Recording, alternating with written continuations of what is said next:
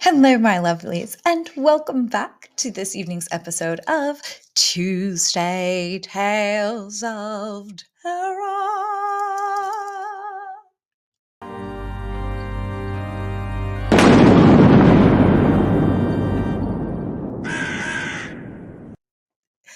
Yes, it is another episode, and we are going to continue reading.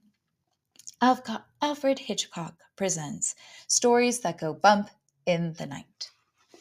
And last week we read the first story out of it, which was There's No Such Thing as Vampires. And tonight I used my pendulum. I went through and I marked the table of contents after I counted the pages, and I found the stories that I feel like we can finish in half an hour or thereabouts. And then I used my trusty pendulum to give me some guidance on what story it thought we should read. And what we landed on was An Evening in Whitechapel by Nancy Swoboda. And interestingly enough, without knowing the background of any of these authors, Nancy is the only woman that I noticed so far to have a story in this collection. So that's quite a high honor, Miss Nancy Swoboda. Also, today is election day. I hope that you voted. It is important. I feel like we are finally starting to really see what it takes to make history. And I'm proud of us as a country, regardless of the outcome, because I know that growth is going to come out of it. Believe. All right. And my friends, let us begin. So get comfortable, drink some water, some tea would be nice. It has been getting cooler. And listen to the sweet, soothing sounds of my voice. An Evening in Whitechapel, Nancy C. Swoboda. The fog billowed through the narrow cobbled streets and around the corners to wrap Whitechapel in a clammy gray shroud. Even the ribald noises coming from the pub were muffled by the cotton-like mist. The girl standing close to the dimly glowing glass lamp waited for one last possible customer before everything shut down and the night became dangerous.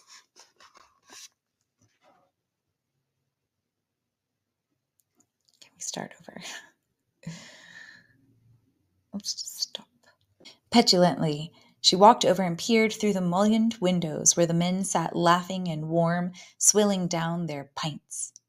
As she went back to her post under the gas lamp, she stopped to listen.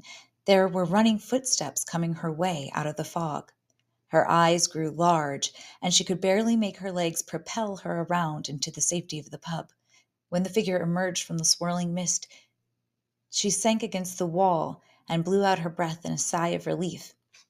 It was a woman of about her own age, and judging from her dress and makeup, the same profession. "Coo! I must be Dotty to be flitting about in this stuff.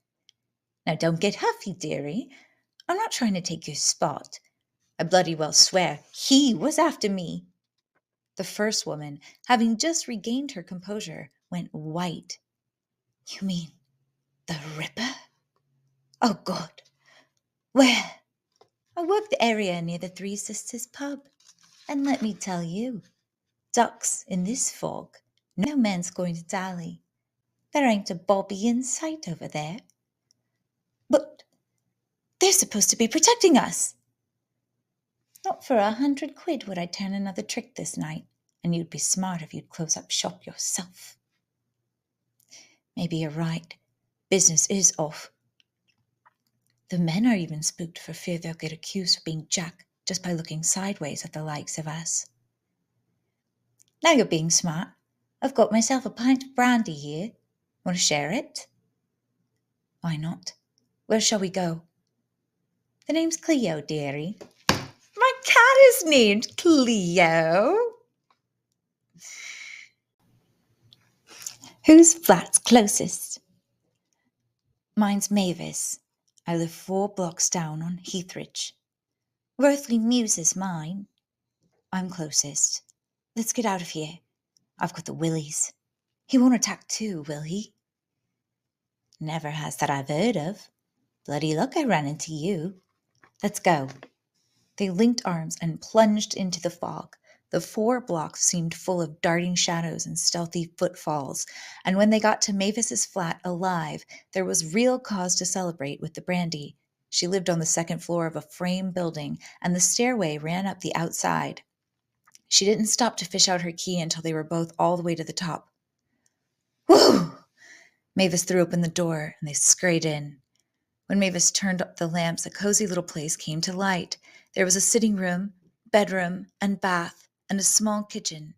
The way she had decorated it did not belie the profession of the woman. Say, love, I like your digs. It's real homey. Cleo took off her cape and plopped down into an overstuffed chair. I never had a home of my own, so this is it. Shall I make us a cuppa to wash down the brandy? Good-o. I'll open the bottle. Mavis brought the tea and 2 glasses to the little table in the sitting room, and they drew their chairs up to the business at hand. A coal fire glowed in the grate, and before long they were both mellow and warm. The contrasting girls, Mavis, pretty, blonde, and bosom, Cleo, dark, thin, and intense, watched the fire together, their thoughts hidden from the dancing orange light on their faces.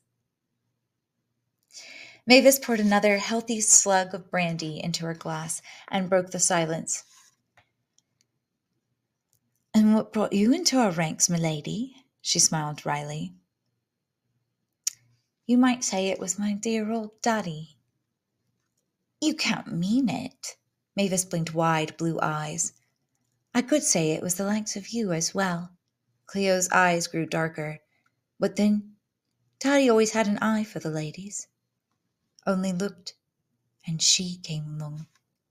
She waltzed into our shop one day, and he went bonkers. It was plain what she was, and he couldn't resist. What kind of shop, dearie? A butcher's shop. We lived in a flat above, ate well, and all worked together until... Cleo pinched her lips together and began to pound a fist on her knee slowly. Now, Mavis soothed. More brandy? Cleo took a deep breath and her face relaxed. Her hands met and folded in her lap. A drop. So your old man ran off with her? But why did you... Mom and I tried to keep the shop going, but it needed a man. Ever tried waltzing with a side of beef? Mavis giggled and took a large drink from her glass. Cleo fixed her giddy compassion with a look of total disgust. It wasn't so funny for a young girl with no education, no relatives to help, a not-so-pretty girl who only knew how to grind meat and cut roasts. Oh, I'm sorry. I wasn't laughing at you. So that's when you took to the street. Can you think of any other profession that brings in as much? I tried not to let Mum know what I was about, but you know how hard that would be. She just dried up inside. Died last winter. Mavis straightened up as if to shake off the brandy's hazy effects and tried to offer a philosophical question. Well, who's to blame then? Dear old Daddy, the tart who ran off with him? Or you for becoming what you are? Cleo stared into the fire as she spoke. Her voice was low and emotional. You are to blame. I am to blame. Our kind is to blame. Mum never put on me for what I had to do. I promised her I'd make it right. Mavis shrugged as if to accept her share of guilt. I never had a family to get hurt or cry over. Did scullery work until I found my favours to the men paid more, and frankly, dearie, I like the men.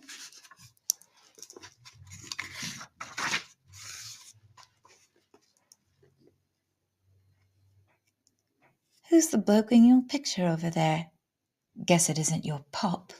Cleo pointed to a distinguished-looking man with a handlebar mustache in a gold filigreed frame. Ah, that's a gentleman friend of mine. He's got a family, but we've got an understanding. He lives his life and I live mine. We just have a regular arrangement. Neat. Does he give you a little for the pot? Even so if I don't feel up to being out on the street, I don't have to worry about bed and board. Shades of dear old Daddy, Cleo snorted. Next thing you know, he'll be wanting to leave his shoes under your bed permanent. Who knows, Duck? Who knows? You having a nice flat, Cleo? I hope you've got a nice flat. Mavis was becoming maudlin from the hot tea and brandy combination. It's called a hottie toddy and it's very yummy. Although I don't really drink anymore, they are very nice to have on a cold evening.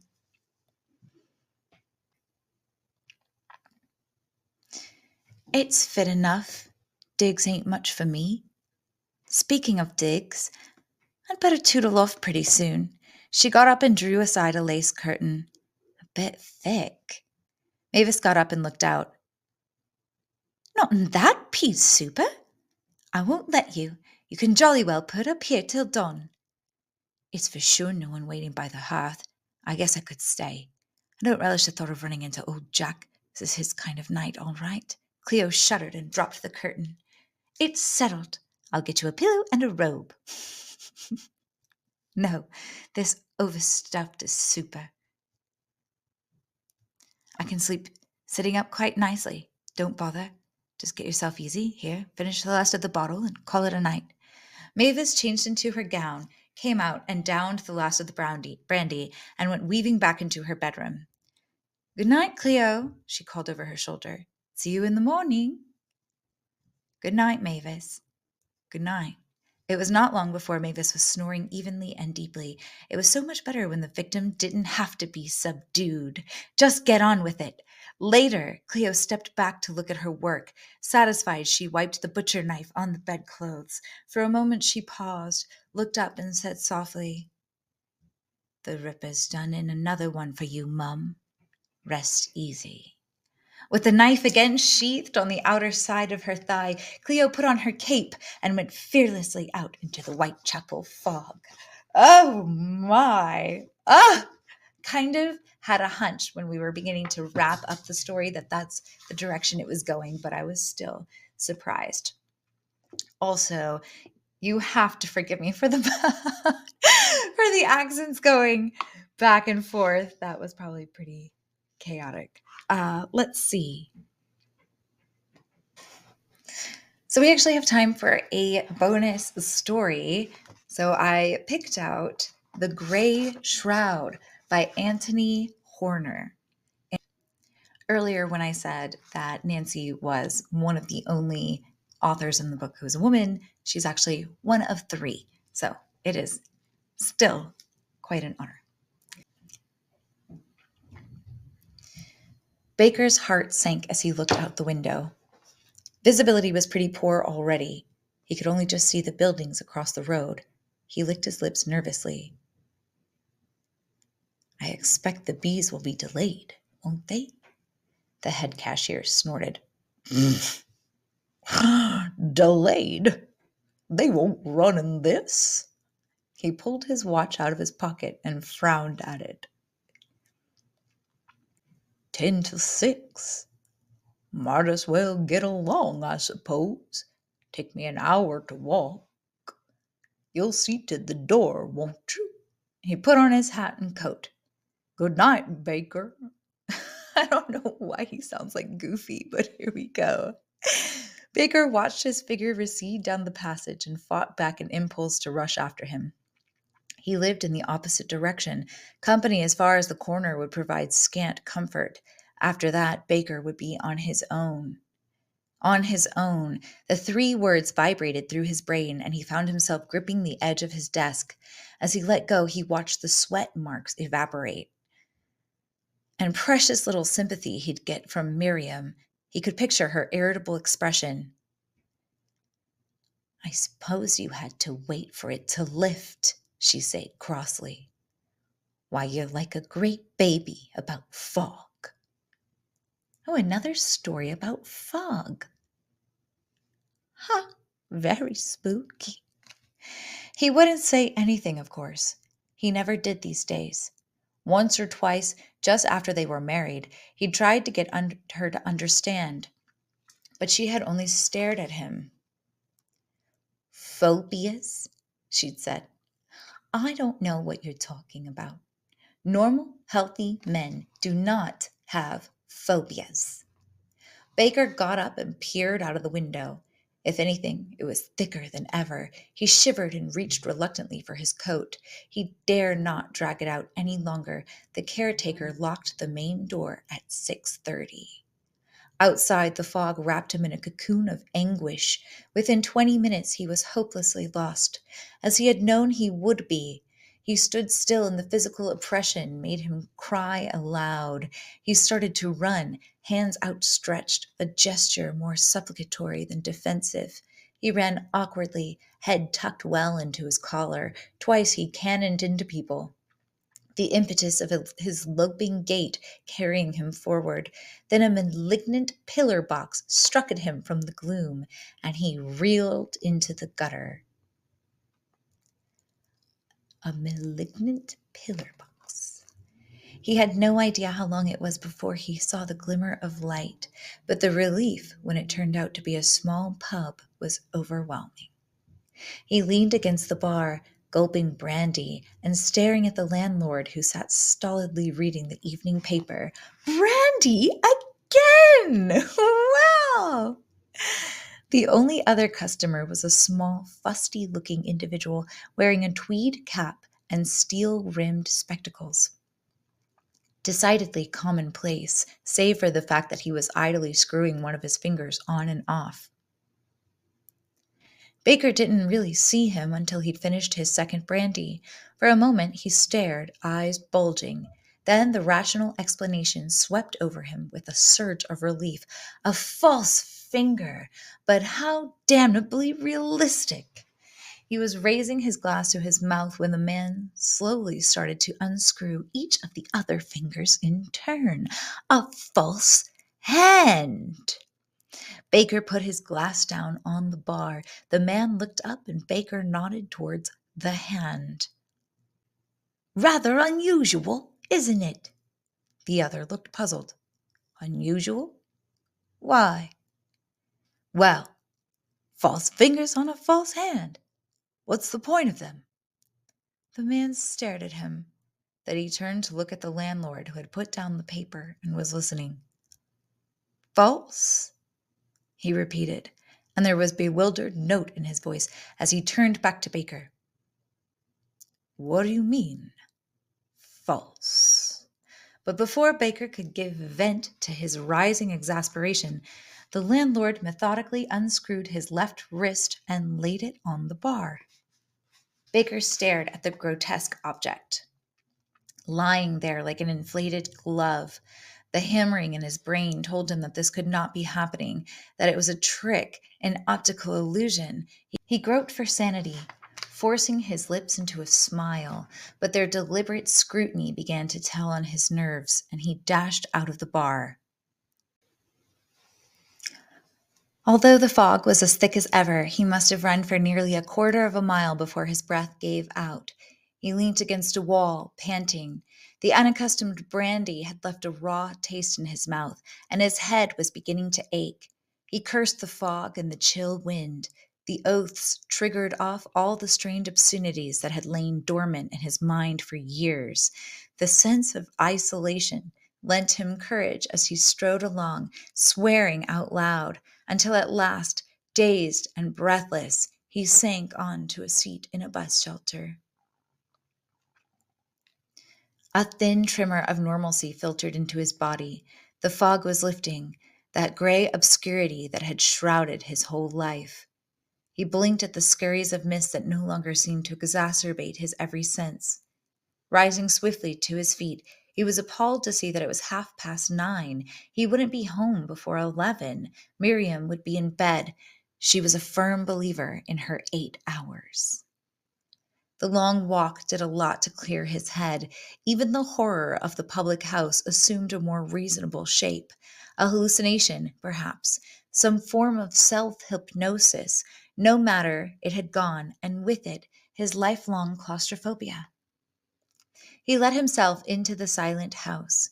The cold supper looked singularly unattractive, and he went upstairs. Undressing swiftly in the dark, he clambered in beside Miriam.